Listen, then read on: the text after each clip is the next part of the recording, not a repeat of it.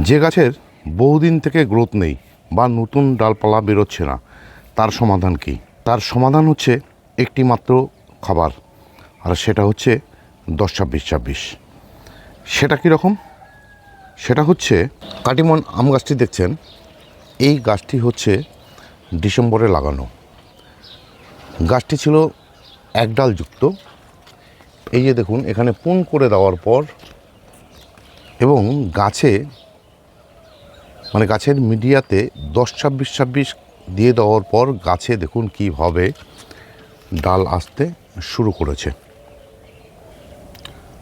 আর এই বাড়িফোর গাছটি গত 1 বছর থেকে কোনো ডালপালা বেরোচ্ছিল না, কোনো গ্রোথ ছিল না।